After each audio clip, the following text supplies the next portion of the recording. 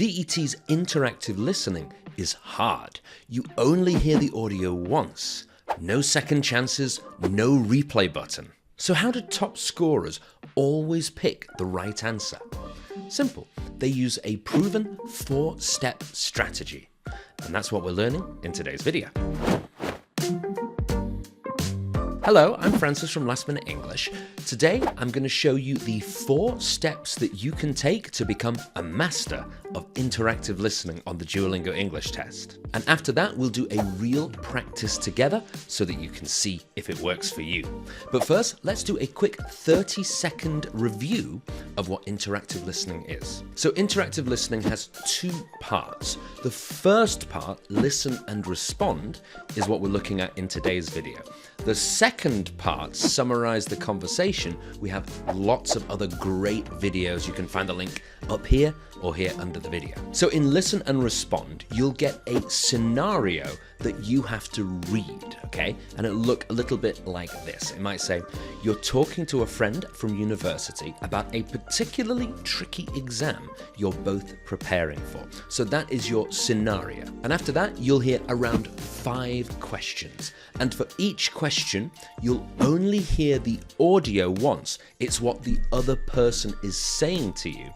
And your job, you don't have to speak. You have to read your 4 choices for how to respond to that person. So listen to the audio and respond. There are 4 choices, but only 1 is correct. And as you continue the conversation with listening and responding, you'll see the transcript of the conversation appear kind of like a chat in sort of WhatsApp or Messenger or something like that. And something important, if you choose the wrong option, then you'll know straight away, because for the next question, the right option, the correct option, will actually be shown instead. And in total for listen and respond, you have around 4 minutes. Okay, so now we know what listen and respond is. Let's get started with the strategy. The first step is to read the scenario carefully.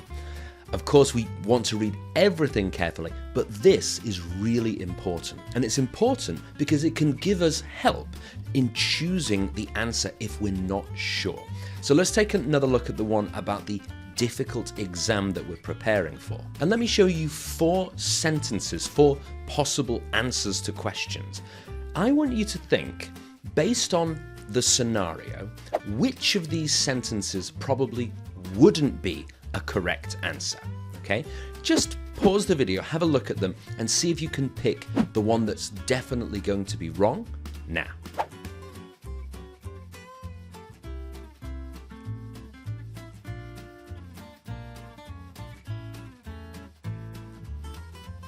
Okay, so which one did you choose? So I would say the one that probably won't come as one of our correct answers is this one. It says, the facilities are quite good, but I'm not convinced on the location.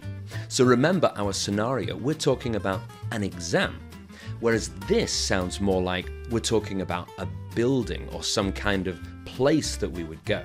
So maybe it would be the exam center, possibly, but most likely this is going to be an incorrect answer because it's not focused on preparing for the exam. And this is super useful because even if you have the chance to reduce the number of correct answers from 4 to 3, if you're not sure which of the 3 is correct, you already have a much better chance of guessing correctly if there's only 3 choices instead of 4. Then step 2 is to listen to the audio. Now remember, you only get to listen once, but in that time, I want you to be thinking about 2 things. First, what aspect of the scenario does the person mention? So for example, in our scenario, are they talking about the exam itself, or are they talking about their plans for how they will prepare? And what information does the question need you to give? Maybe it's asking your opinion. Maybe it's saying, what are your plans? Or do you agree with something? So here is a little example of the audio that you might hear. I'm also going to show it on screen for you, just so we can see. So your friend, the person talking to you, might say, how are you getting on with your exam prep? I must admit, I'm struggling to get my head around everything. So there are two important things that we should notice. They're talking about the exam, and they're asking about your progress. How are you getting on with it? So you've done step 2, you've listened to the audio. Step 3 is to check the options and choose the best one. And here there are 4 things that we can do. Let's take a look at it. So first, we keep in mind the scenario. So what's the overall conversation about? And remember, that might help us to eliminate one of the possible options. And then we're going to remember our ideas from step 2. What were the things that we heard when we were listening? We can use a process of elimination. That means getting rid of the answers that we think are wrong. And finally, if we still have 2 or even 3 answers we can't decide, we can make an educated guess. Using the information we have, we make our best guess. So let's do a little bit of practice then. So I'm going to play you that same audio. I'm not going to show you the writing this time, but I am going to show you 4 possible options, okay? So I want you to listen, and then I want you to take a few seconds. You can pause the video and choose which of these options you think could be correct. How are you getting on with your exam prep? I must admit, I'm struggling to get my head around everything.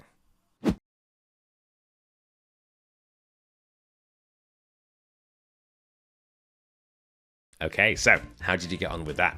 So I would say the correct answer would be C. So it says, I started looking over the material last night.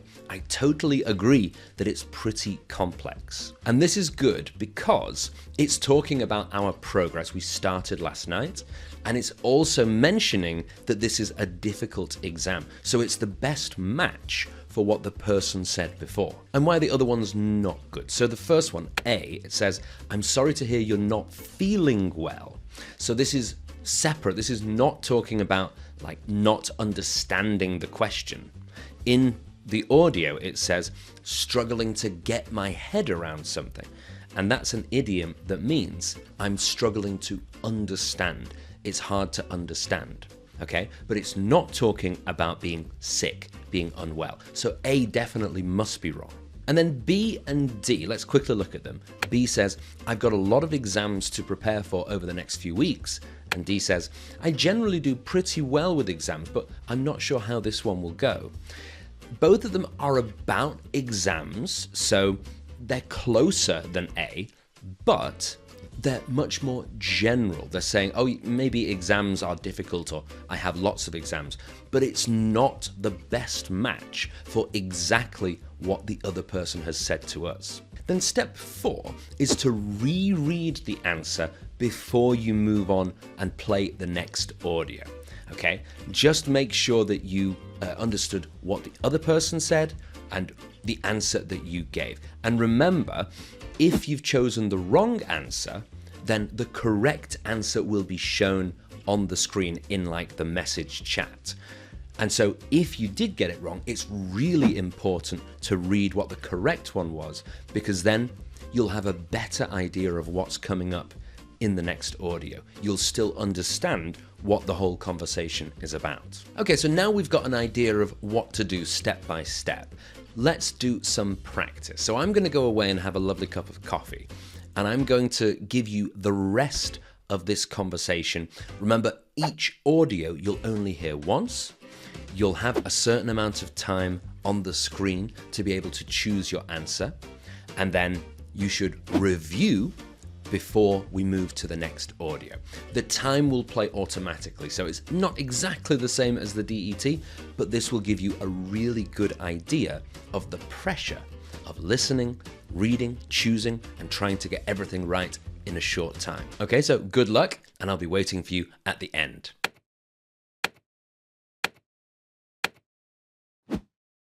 What approach are you using? I'm not even sure where to begin.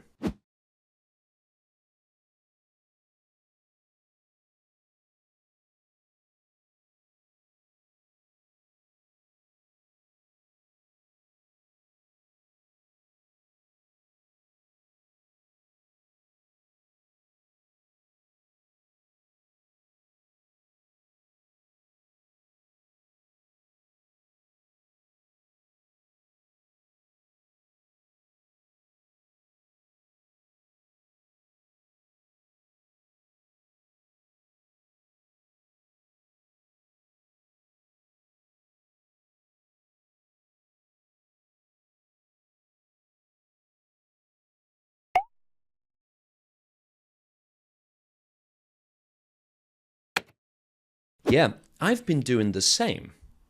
What's your plan after that, though? There's so much material to memorize.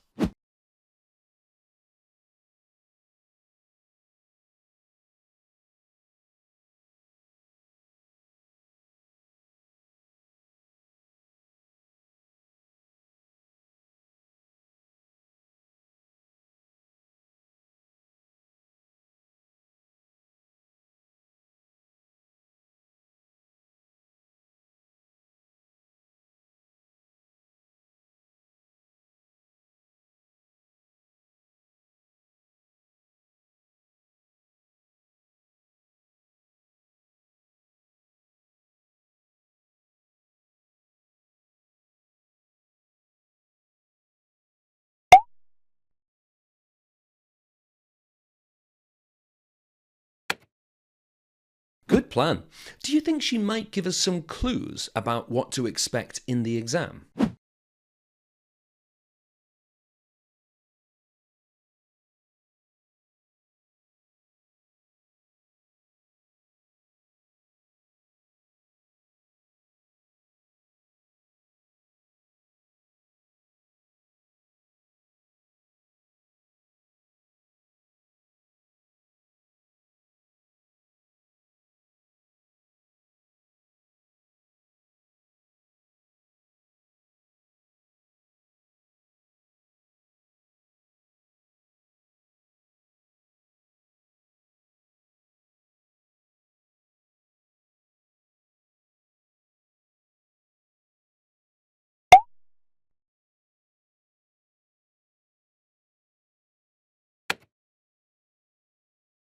I suppose you're right.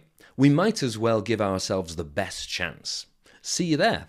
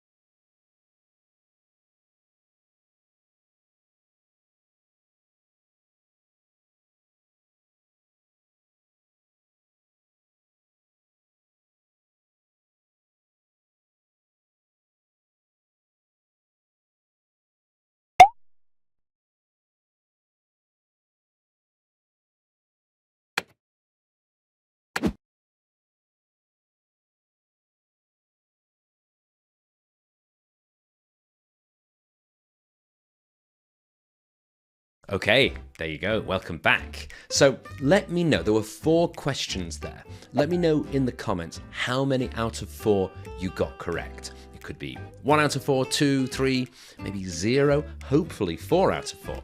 Let me know in the comments. Hopefully now the first part of interactive listening is going to seem a lot more simple and it's not as scary and intimidating and high pressure as it was before.